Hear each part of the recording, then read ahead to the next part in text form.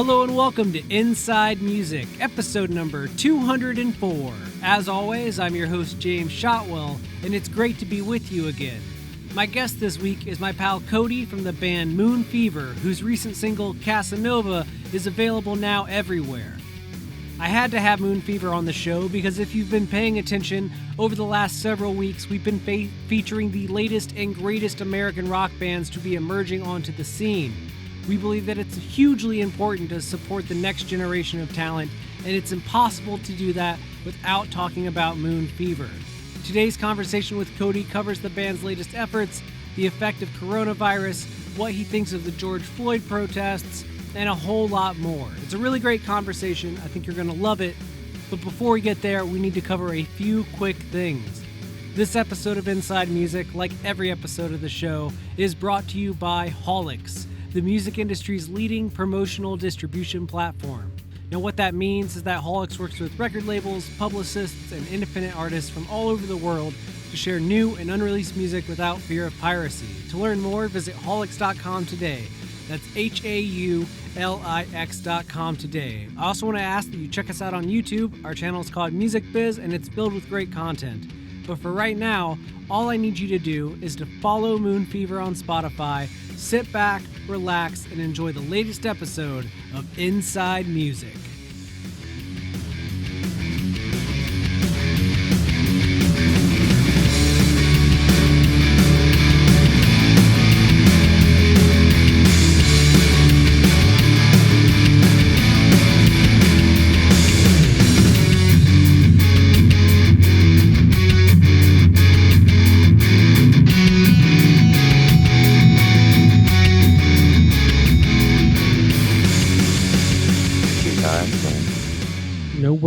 No worries at all, man. How are you doing today? I'm good. Just getting up. Actually, been sleeping a little bit. We're supposed to be in Los Angeles today, but we missed our flights. That's a very rock and roll way to begin a podcast. Yeah. Have we started yet? Yeah, we're good. Oh, okay. Yeah, we missed our flights yesterday. We were supposed to, so we were flying again today at 4. So back to California. Right. What is awaiting you in California?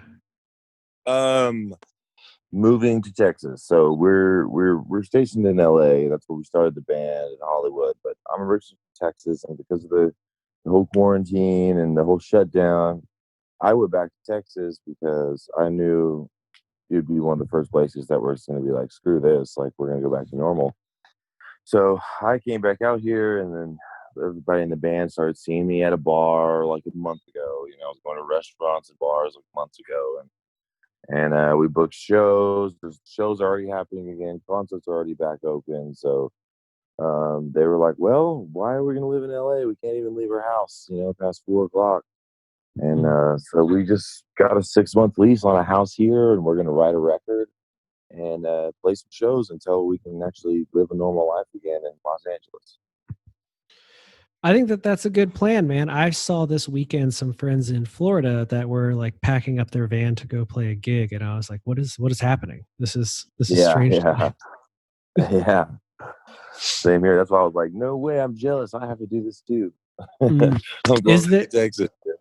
Is there live music in Texas right now? Oh yeah, we're playing this place. We're playing. There's already bars open that are at 50% capacity. So. But we're playing June 18th, playing in Lubbock, Texas, this place called the Blue Light. It's an awesome venue. And I think there'll be a 75% capacity by then anyway. So, and then June 19th and June 20th, we're playing this place called Hoots Pub in Amarillo. It's really huge. It's like 450 capacity. So even at 75, you're going to have like 300 something people in there. So it's not that big of a. And then we got some stuff at this huge place, Starlight Ranch, and just kind of slowly getting back in there, No, I love it, and it feels like you guys might experience like a COVID bump where people are just so sick of being inside that they're like, "I'm coming to the show." Yeah, exactly. That's kind of what's going on now. Like, I mean, they just think last weekend they opened up 50%, and I was out this weekend watching bands play, and I mean, no one really. I don't know. No one really cared about it here in the first place. Like when I got here, I was like, whoa, this is kind of, it did not seem apocalyptic at all. Like there was never, ever a lockdown in my hometown. It's very right wing, very redneckish. You know what I mean? Ain't nobody gonna tell me what to do type stuff. Love But, it. which in some point I'm from here. So some aspect, I mean, I'm not left or right, or I don't even pay attention to any of that stuff. But it was cool to see because I mean, it kind of made me be like, well, I never, I was traveling, hugging, shaking hands since the beginning, and nothing's happened to me or anybody I know. You know what I mean? And like, this is kind of Yeah. weird. But I mean, I know it's nothing to joke about. It is a big deal. But I don't know. All I know is experience. I get it. I get it. Well, I think this is a Yeah. good move. So, how soon are you guys moving? We're gonna be landing in LA tonight. We're gonna pack up tomorrow, pack up our studio, and then Mm, we're driving back. So we should be back in Texas by Thursday. okay. I mean, Yeah, that's soon. I know. Well, they've been here. We've been here because we went to Denver and shot a music video, and then we got here. We were doing music videos, and they were also just like, they just would see what are you guys doing? I'd be like, oh, I'm eating a chicken fried steak, drinking a Frost beer at some restaurant. And they're like, this is bullshit. They, I can't even order takeout food. Well, I guess LA just started opening takeout food, but they're like, well, so they would all come visit me, and then it's just like they were like, we like it here. Let's just get a 6 month lease because we know for a fact there's not gonna be any shows in Los Angeles for 6 months. So Yeah. what's the point of us living there paying a godly amount of money for rent when half of the amount of money we pay for an apartment in LA we have a 5 bedroom house out here. Do you think you will go back to LA? Oh yeah, I'm already like getting like sad that we don't have a house there. You know what I mean? Or that we're moving out of it. I love Los Angeles. I love Hollywood. I love. I mean, there's. It's just like everywhere else. It's a love hate relationship with everything. But just I've been away from there since March, I think. So I mean, just like when I think about how beautiful it is, I think about looking at the ocean. I think about my friends, the nightlife, the rock and roll scene, the music scene. I'm like, oh my God, we can't leave that place. But there isn't in LA right now, from what I hear, it's kind of just like, yeah, I don't know. Everybody just agreed upon it, but I'm hoping that it snaps back around like really soon because I wanted to live in Los Angeles in the summer, man. I've lived there before, but I've never lived there through the whole summer. And I'm like, man, of course, the only time I was gonna live through a whole summer in California, this pandemic happens. Mhm. Yeah, man, that does kind of suck a little bit. I can't lie to you. I mean, California in the summer is like the dream, right?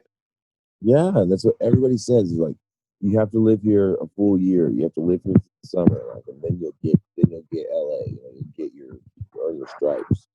I was Mm. almost made it. I almost made it. Oh, well, I think you might get your chance. It feels like things are opening up a lot faster That's than what people are we've expecting. seen. We've seen that, and I was also kind of skeptical about them moving here. Like, well, I mean, I bet like 2 months it's gonna be back to normal. Just ride it out. But they want to come here. So, So but now I'm you're going to Texas.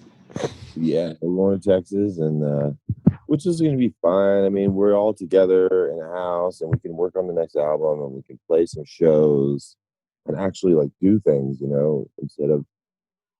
But hopefully, it'll we'll be back in California in no time. I mean, California dreaming, that's for sure. Well, outside of figuring out your life and where you're going to live, have you been feeling creative during the last few weeks? Man, I'm telling you, I haven't. When this whole thing started, I was like, this is gonna be cool. I'm gonna go back to my hometown. I'm gonna stay inside. I'm gonna write a bunch of songs. And man, it was like there was like no creative vibe. I don't know if it was because I just got done writing 30 songs with Moon Fever or I was burnt out, or it was just like I didn't really feel like doing anything for the longest time. Now that the gyms are open and like life is back to normal here, it's a lot different. But when it first got started, I did not feel like doing anything. It was like this like subconscious depression, because I was always in my mind, I'm like, oh, everything's gonna be fine, everything's gonna be fine. And then, you're like, well, I can't do anything today. I'd wake up some days and like forget I can't do anything. I'm like, oh man, I want to go here. And you're like, oh wait, you can't. you know. So yeah, I didn't write much at all. I haven't written. I did start a song, like last week. I just kind of like wrote a song and it just kind of fell out of me, and it was about the riots and the racist justice stuff. It was just like a song, probably a song I never put out, but it just kind of had to let some emotion out. So that was the only song I wrote in the last like 3 months. That brings up a great point. I was just sitting here we do a YouTube channel, and I was working on this week's video, which is like basic tips for bands that want to get involved in activism. And it's funny because it's the kind of thing where you can go really deep with that. I try to do high level, but I was thinking the other day that we are on the cusp of hearing a new wave of, I don't know, protest songs or just outspoken songs. Yeah. So it's good to know that you felt that bug. Yeah, definitely. It's like, yeah, when's the next Rage album coming? I've been thinking that Rage should have been on tour right now, and we could use them so much to be on that tour right now. Oh my gosh, I saw them in Denver at the Democratic National Convention like 10 years ago or whatever, when Obama was becoming president. It was the most amazing. I think I might have cried a little bit, but it was just so insane how powerful they are live, like the way they talk, what they talk about, the way they perform. And yeah, there needs to be something, that hopefully it seems like, even in the 60s and stuff, it's like, stuff like this would happen. And then concerts and like really good music would come back. It'd be like trash music, trash government. Then people would be protesting. Then you had like all these great rock and roll bands come about in the 60s, and people were like into Neil Young, and they were into like poetry, instead of like Gucci Gang, Gucci Gang, Gucci Gang, Gucci Gang, Yes. Yes. That's what usually would, I guess in the 90s, the same thing happened. The 80s like ruined everything, ruined guitar playing, and then grunge came around, and it was like back again. And then here we are now, and hopefully we see a new wave of like intelligent music and intelligent people again, because I know they're out there. It's just not popular. I do feel like we're gonna see that popularity come back. I mean, I hope so. Anyways. Yeah, me too. I feel like it's time. And like the whole thing with like nobody gathering and like all these protests. It's like, yeah, man, that's what they used to do in the 60s. They would throw these huge concerts to gather people together in a peaceful manner to prove something and for a reason. So it's like, wow, hopefully we're about to live in some really awesome monumental time. I mean, that's the hope anyways, that people don't just let this slide, and then we're like, what did we spend all this time working on for the past several months? Yeah, definitely. I definitely see some. I mean, they're like defunding the police department in Minneapolis, right? I was reading about that. Like, I did see that. That's pretty big right there. That is one of those things where people that maybe have been on the sidelines are probably at home being like, wait, what are we doing? Yeah. Yep. I didn't see that coming. And now here we are. That's sticking it to the man right there.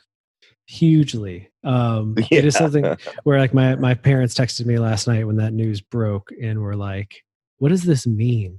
And I was like, this is a lot to unpack. I can't just tell you in like one sentence. Yeah, a lot to unpack here. Yeah, we gotta like undo so many layers of existence for you to understand that.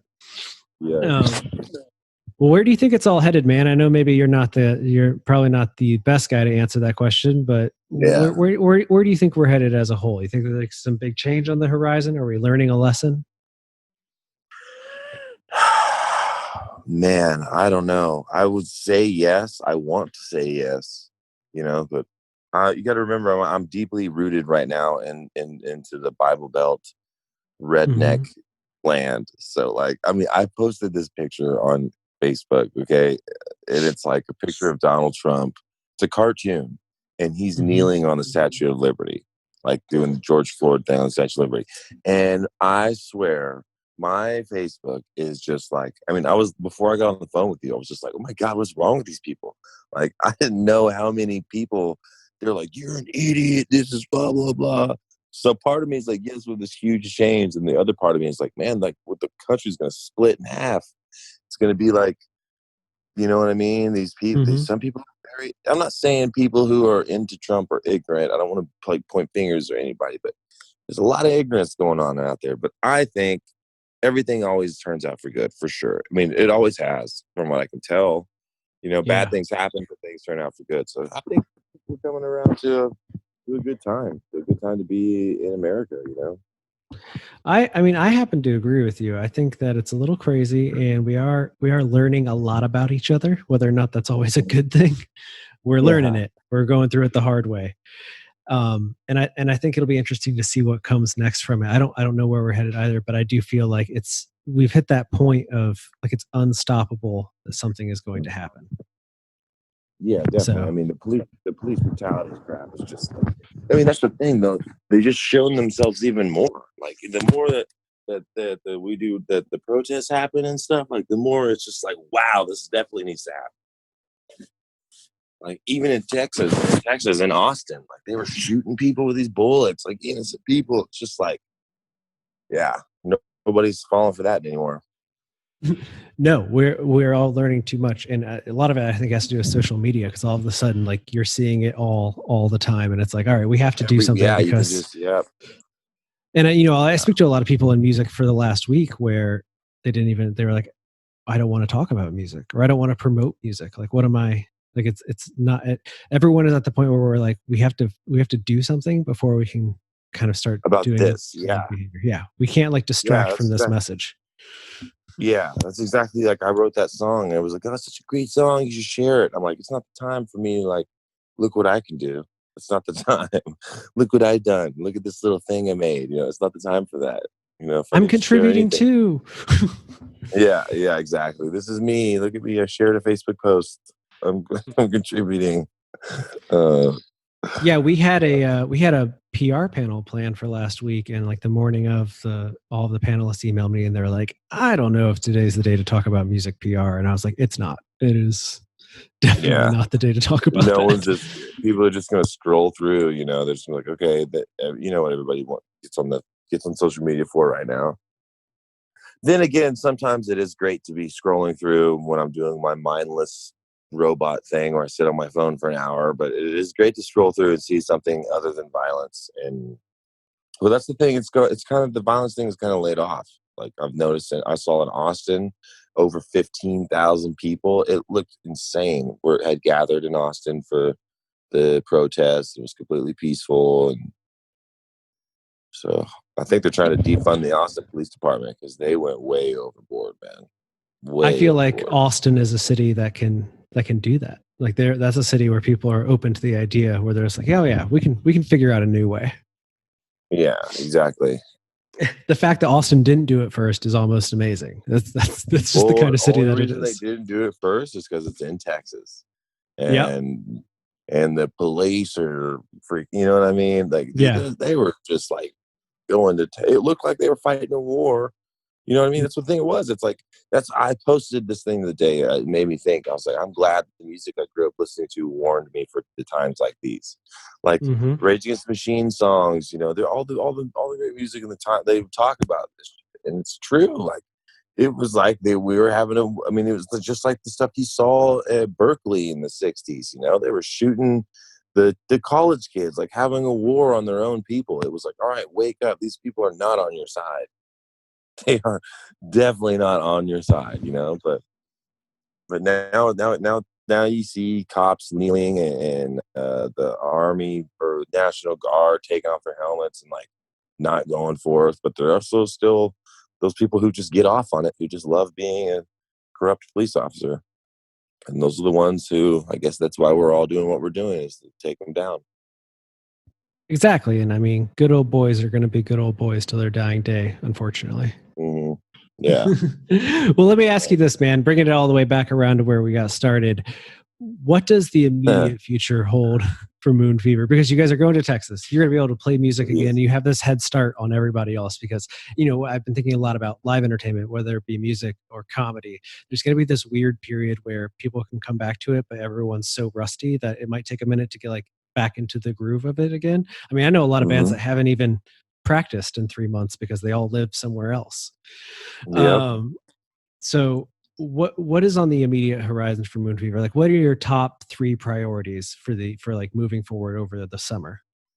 We're releasing music videos and new songs. We're gonna be releasing like a single every month, and just getting back, just playing shows. That's the main thing. And then we're gonna just kind of keep on writing. We have like 20 songs recorded that's on a record, but we're still gonna write just so we have something to do. But the main thing is like you said, like I think people being rusty. I mean, we've been practicing, we've been doing stuff, so we're not gonna be that rusty. But I know that I think I can see people going nuts, like finally getting to see. I mean, especially where I am. Let's just say I'm kind of in in a weird land in part of Texas, so it's like people are gonna be like, "Oh yeah, rock and roll!" They're gonna go crazy when they first hear it again, But I mean, I think that's our main focus, is just trying to fight the curve, and I would love to get involved in